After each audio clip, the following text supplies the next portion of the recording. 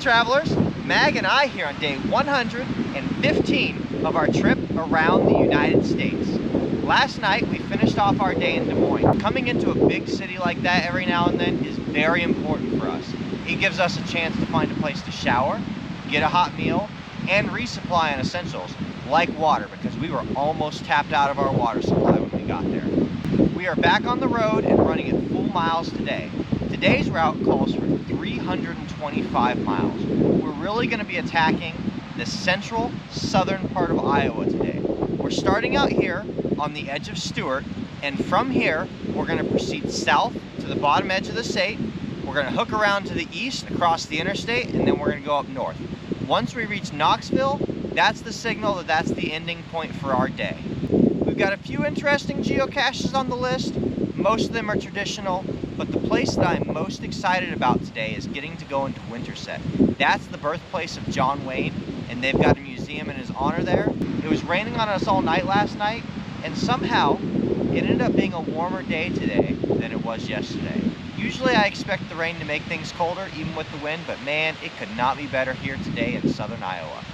We are looking forward to a great day, full adventure, back on our regular schedule, still maintaining that 2-day lead that we're not planning on eating up just yet. And no matter what happens, it's a good day because we are out here geocaching and getting to share all the adventures with you. Come on, let's go.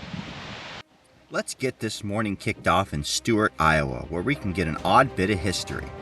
That's a lot of good eggs. Do you know the market value on eggs right now? Plus, I feel like I'll fit in real well here. I can only assume the few stinkers referred to on the sign are none other than the infamous Bonnie and Clyde. While visiting Main Street, they are proud to let you know that the First National Bank is the last bank that Bonnie and Clyde ever robbed. A little less than a month after the robbery, the couple was shot and killed by police on May 23rd of 1934 during an ambush. From there, we immediately made our way into Winterset, the county seat of Madison County with a population of around 5,300. Winterset is famous for being the birthplace of American film icon John Wayne. It is also the only museum in the world dedicated to the legendary actor.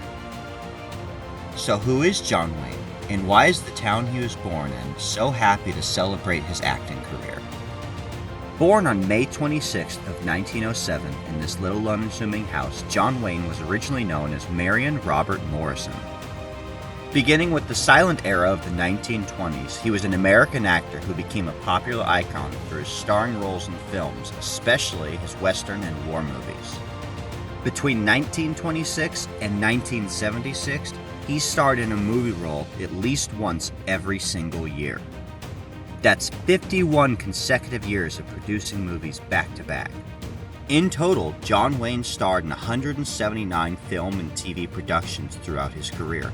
He was among the top box office draw for 3 decades. He died of stomach cancer on April 9th of 1979, a mere 3 years after starring in his final role in The Shootist. In 1980, he was posthumously awarded the Presidential Medal of Freedom, the highest civilian honor of the United States.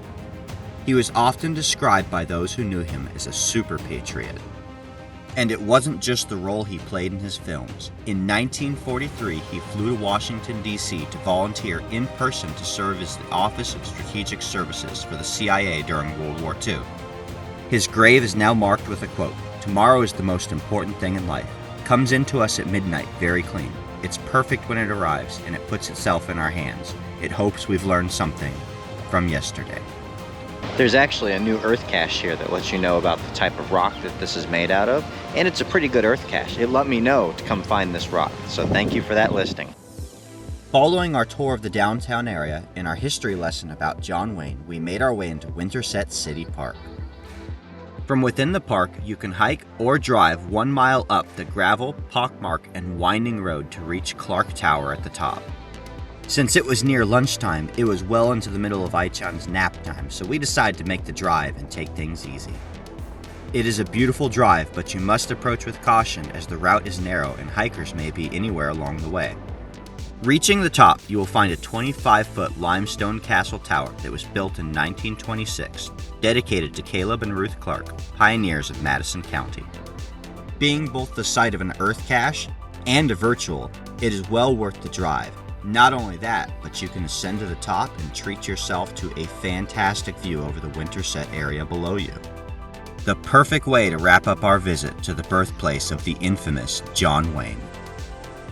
We have resolved to drop in and visit any Freedom Rocks that happen to be near our route, so when we noticed there was one on the map in Murray within Clark County, it was a no-brainer that we had to come check this thing out. It was just an added bonus that it also happened to be located at the Veterans Memorial. I love little free libraries. This is one geocache type I will normally stop for, even if it's a little bit off my route.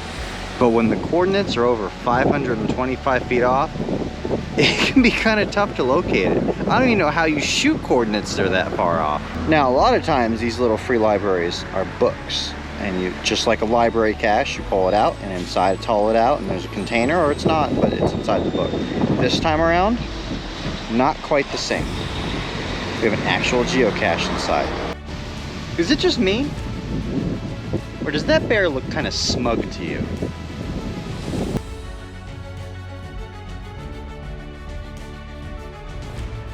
Don't worry though, that overly proud Ursidae was not the only thing we got to see while visiting Creston, the county seat of Union County. Here you will have the chance to learn about Frank Phillips, who founded the Phillips Petroleum Company in Bartlettsville but began his career here in Creston at 14 years old. One of the very first Phillips 66 gas stations was opened up here at the corner of Cherry Street and Highway 34 in 1931. That old filling station now serves as a visitor's information center and is home to another Freedom Rock. This one ties together imagery from both World Wars, Korea, Vietnam, and the War on Terror. These Freedom Rocks are just too cool. It's like a statewide scavenger hunt, county by county. What more could I ask for? Tricky now. All of my attention is focused on that birdhouse right there. Meanwhile, the geocache is just laughing at me as I'm trying to figure out how to open up the birdhouse. And there we have it. Today's flavor of the day is brought to you by good old Park and Grabs. That's pretty much the entire route today, is bison tubes and pill bottles, and they're right off the side of the road, and they're usually very easy to find, less than 5 minutes at almost every ground zero in and out, which helps the day fly by. This is not me complaining about Park and Grabs. I'm just as fine with these kind of caches as I am with ammo cans, as long as they're actually there. It's important to be able to have county finds, and these all work for me. Plus, we know we're going to stay on schedule when the hunts are this short. We were lucky enough to be able to wrap up our day with a couple of visits to beautiful county courthouses, each of which held a Freedom Rock. Albia, the county seat of Monroe County, has a population of around 3,700. The Freedom Rock on the grounds here is one of the few that features a nod to our EMS, police, and firefighters across its surface.